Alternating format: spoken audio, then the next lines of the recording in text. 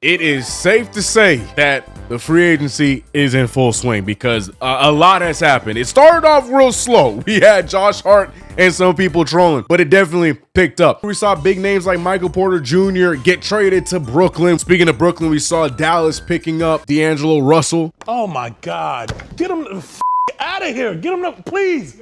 Black, get him the fuck out of here. Black, please. There's so many names that I am leaving out and we're going to talk about. But more importantly, for my Knicks fans out there, ladies and gentlemen, the New York Knicks have made some competent moves. New York Knicks picked up a guy that has been tied around the New York Knicks for years at this point. Jordan Clarkson, after being bought out by the Jazz, will officially be a New York Knick. And also picking up Yabusele. I know I said his first name wrong, but it's going to take me a few days before I get it right. And when it comes to the coaching search, it seems that the Knicks may have already, even though it's not officially official, it seems like the Knicks already have their man. Mike Brown is set for a second interview, but according to a source very close to me and close to a lot of you guys, it is all but done on who our next head coach is going to be. We're going to talk about all of that coming up right here in this video. Run the intro.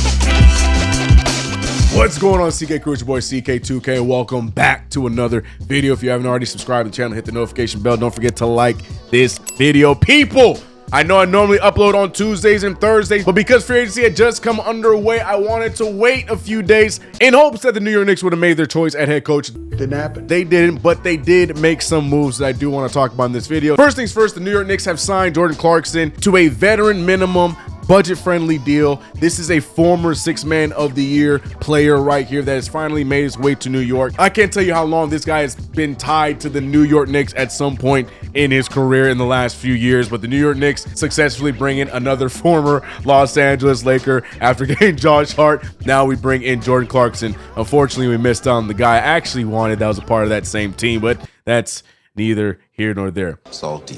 Also, Julius Randle. We got shout out to Julius Randle, who signed a big deal for the Minnesota Timberwolves. Yeah, but the New York Knicks bringing in another great ball handling guard. I won't say point guard because he's definitely not a point guard. He's definitely a shoot first scoring type, one of the best in the NBA. And, you know, regardless of the volume of shots or some of the IQ level of some of the shots, what can't be argued is how good of a scorer he has been throughout his career in the NBA. And to be honest, the New York Knicks definitely need a guy that can come off the bench and find his own offense. As much as I would love to get somebody that is a facilitator, I still would like the Knicks to do that. Maybe Kolek gets a run with whoever our next coach ends up being. It's nice to know that we have a guy that can sub into the game and become instant offense in the 20, 25, whatever the amount of minutes he gets. And I think that's something that we cannot take for granted. Also, it helps that he's an upgrade from the guy that he's probably taking minutes from last season in Campaign. If you're comparing Campaign to Jordan Clarkson, it's really not that close. And both of them do about the same thing, and that's chuck up shots. The only difference is hopefully one of them will make him at a higher volume in Jordan Clarkson. But other than that, there's not much detail to that other than the fact that the New York Knicks, with these two signings between Jordan Clarkson and who I'm about to mention,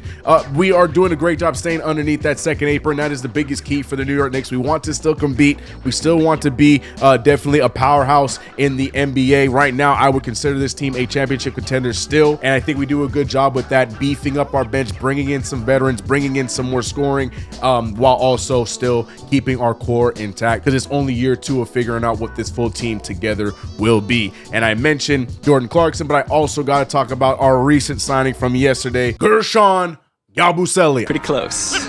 But I like this pickup. We got him for 2 years, $12 million.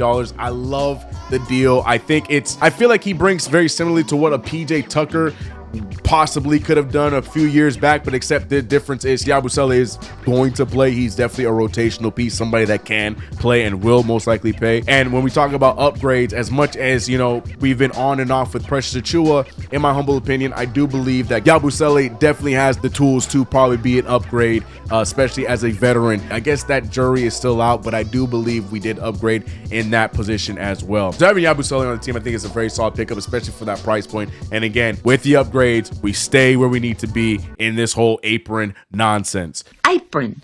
aprons. But Jordan Clarkson, Yabusele, instant guys that are going to be playing. It still comes down to who our coach is going to be and what the rotations look like. But what do you feel about these pickups? Not enough, expecting more. You're buying into these rumors and thought that the Knicks didn't do enough here. Let me know all of the emotions on these pickups. Again, remember, this video is being recorded Tuesday, so I'm sure by the time this video is out, we're going to be hearing more news about other things surrounding the New York Knicks, possibly another signing. But speaking of other signings, we're still keeping our eyes on guys like Landry Shamet, which might be a little bit harder to retain now with those two pickups. We did use up the majority of the money that we can to stay where we need to stay. There's a lot of things that could happen, but looking at guys like Shamet, maybe looking at guys like DeLon Wright, we don't know what the New York Knicks are going to do to round out this team, but with a good mixture of veterans and a great mixture of the young guys along with it, I'm a fan of what this team looks like. I feel like our bench is already a lot deeper to start off with. But what are your thoughts? Let me know in the comments below, my Knicks fans. And now for the head coaching search. Now, you know, there's been rumors about this person, that person. We know that Taylor Jenkins, Mike Brown are probably the more favorited of the head coaching possibilities. And Mike Brown had himself a second interview, which leads a lot of insiders to believe that he is the favorite. We also saw a conversation about James Borrego getting an interview, Don Staley, and there's a possibility of other names that are outside of these ones we just named that could still possibly be interviewed in the long run for the New York Knicks. But according to a very close source and somebody that I trust with everything when it comes to these things, New York Knicks, CP, the franchise of Knicks Fan TV, has put it out as of right now that he truthfully believes all signs are pointing towards Mike Brown officially being the Knicks' next head coach. CP tweeted, "Things can change, but barring any major turn of events, Mike Brown is on his way to becoming the 32nd head coach of the New York Knicks." Mentioned a few things that the Knicks want to see in their next head coach: maximizing roster talent, collaborative with the front office, big emphasis on player development given CBA restrictions. There could be some tips holdovers on the staff, but the Knicks also want a strong staff for Brown to lean on. Time will tell if he's the man for the job. Now, again, nothing is for sure, but when CP puts his mark on something and he is going to put it out there the way he puts it out, there's something that he knows. So when CP trusts something, I'm going to trust it, but we're going to wait and see what happens. But if CP's hunch is true, if what he's hearing is true, if what we are all hearing to believe, where Mike Brown is eventually going to be the Knicks' new head coach, probably as soon as today or maybe this week, what says you on this? Now, to the 3-point CP mentioned, the front office waited so long on giving the job to anybody, or are waiting so long before giving the job to anybody. It is, as he mentioned, maximizing the roster's talent, which is playing your bench, utilizing parts of your bench. If something's not working, bring out another player, not locking into a rotation in November or January. Another big thing is collaborative with the front office, being on the same page, wanting a player, having a conversation, not saying this is what I want or die kind of thing. And last but not least, something that all of us Knicks fans seem to be in agreement with, but Tibbs never was, emphasis on developing future talent. We're seeing the benefit of putting your stakes into your future talent. Quentin Grimes leaves the New York Knicks and has had himself a nice run in the NBA. RJ Barrett went to Toronto, leading scorer for that team. There's so many names that have been given up on by the New York Knicks in the recent years that have gone on to have great careers, and there's still guys on this team alone that a lot of people believe should have gotten opportunities throughout the regular season, from the Koleks to the Daddiers of the world. And now we are going to hopefully get ourselves a head coach that's going to emphasize that, because it is a key in today's NBA to make your life a little bit easier. Rather than going out there and searching for the next big fish, you got to hope that with trusting your front office, trusting your scouting team, you can create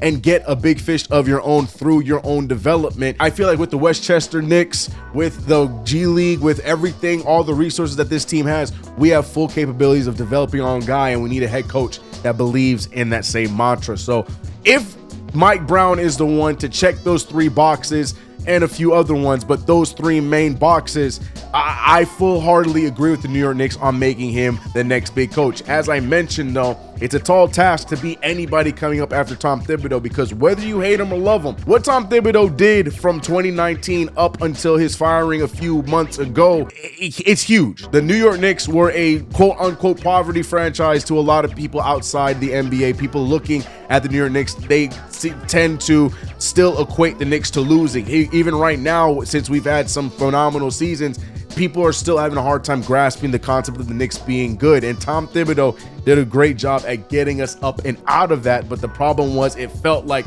mediocrity was going to be the height of Tom Thibodeau. Now, with a Mike Brown or whoever it is, their job now is to elevate that to another level, which is hard to do. I mean, we just came out of the Eastern Conference Finals. We got to hope that whoever the next guy is, it makes it a namestay, makes it known that this Knicks team is not only a contender year in and year out, but has the ability to send this Knicks team over the hump. It's not going to happen overnight, but definitely a step towards that direction, hitting those three marks, as well as competing in the East and going all the way possibly for a championship. It has to be in the cards for this next guy. But there's a lot of things that we can talk and circle about when it comes to Mike Brown. But what says you, if this report by CP that he is put with confidence on the internet, if it's true and Mike Brown ends up being the next hire for the New York Knicks, what are your thoughts on that? Do you believe, from former opportunities and places he's been at, does Mike Brown have that capability in your eyes? Let me know your thoughts in the comments below. I did want to save more of the free agency talk for a future video. Free agency is still happening. I just want to touch on some of the key points that I feel like are connected to us, but I will do a deeper dive on free agency, what the impacts are, what those teams are going to look like. We're going to do a more deeper dive video for that in the future. We have so much offseason left.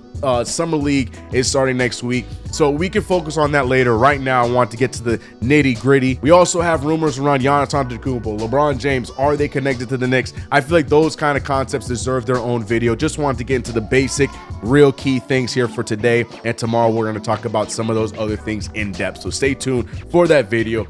If you haven't already, though, subscribe to the channel, hit the notification bell. Don't forget to like this video. Guys, I appreciate you guys' support. We're gonna have some fun through this off season. Right now, it's about reporting. Again, I don't care about ever being first about things. I just want to get the information to you and start the conversation. That's what I love about these. So if you haven't already, let it be known about any part in this video that you want to talk about, what I missed, what you want to talk about, what you feel. Let it all be known in the comments below. And I love going through those comments and having those conversations with y'all. But that's it for me. I will see you guys tomorrow with another fresh video talking about more of the craziness surrounding the New York Knicks and the NBA in free agency. It's been your boy CK2K. I'm out of here. Peace.